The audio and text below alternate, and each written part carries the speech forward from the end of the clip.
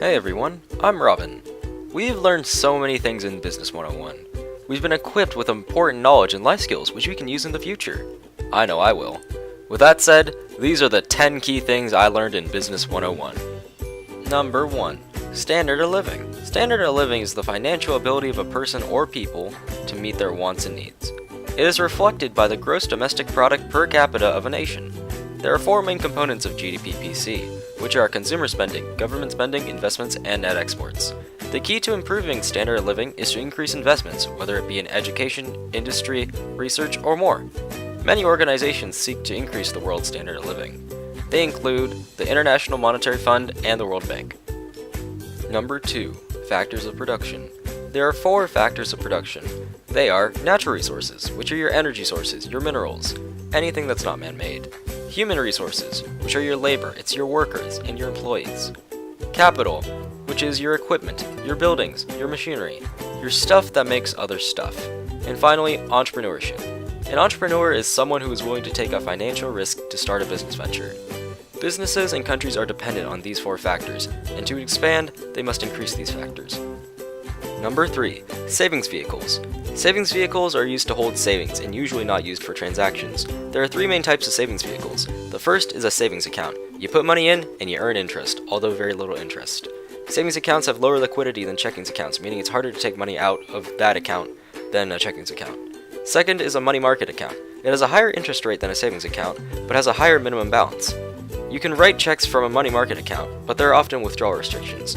Third is a certificate of deposit. They have the highest interest rates out of the 3. Unlike the others, when you deposit money, you set a certain period of time for the bank to keep it.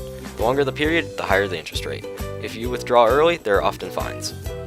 Number 4. Trade barriers.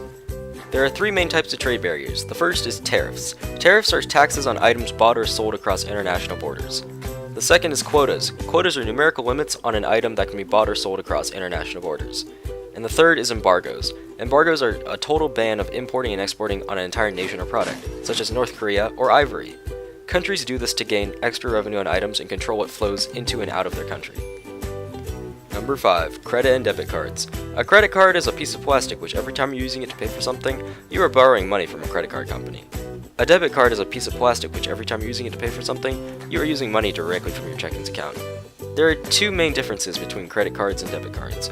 Credit cards can often offer extra protection than debit cards, and the outstanding debt on a credit card accumulates interest, while a debit card does not accumulate any interest. Number 6. Globalization. Globalization is a term that describes how our world is becoming increasingly more connected. What happens in one nation affects another one. Technology and the flow of information has increased globalization in the past 100 years. Globalization is a very controversial topic.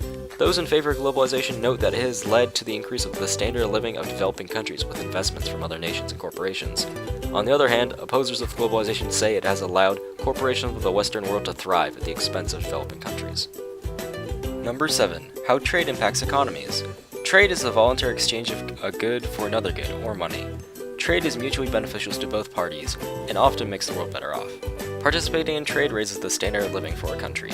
Some countries restrict trade with other countries due to many reasons. These could include national security, unsafe labor practices, and child labor. This practice of restraining trade is called protectionism. Number 8. Resumes. A resume is a document that details your skills, abilities, and contributions you can make to a certain company. You'll have to make one every time you apply for a job. It asks the question, what do you have to offer the company? Resumes focus on accomplishments, and they should be customized for each employer. Great resumes are often stylized with different colors and graphics. Never use the exact same resume twice. Things that go on a resume include your education, accomplishments, and work experience. Number 9. Stocks. When you buy a stock, you're buying ownership in a publicly traded company. The return on investments of investing in stocks can often be 3 to 4 times the amount of a savings account. Stocks are bought and sold on exchanges. The largest stock exchange is the New York Stock Exchange. You may have heard of terms such as the Dow Jones or the S&P 500. These are indices. They are collections of stocks from different companies and are used to give averages and a representation of the stock market. The Dow Jones Industrial Average, for example, is the average of the 30 most significant stocks in the stock market. You make money with stocks by buying low and selling high. You can also make money by receiving dividends from a company, which is basically a share of the company's profits. Not all companies do this though. Number 10. The World Bank. The World Bank is an organization run jointly by its 185 member countries and receives its funding from those countries and through bonds. Its goal is to raise the global standard of living by promoting long-term economic growth. It provides technical and financial support to various countries and focuses on long-term economic development and poverty reduction. These have been 10 key things I've learned in Business 101. Thank you for listening.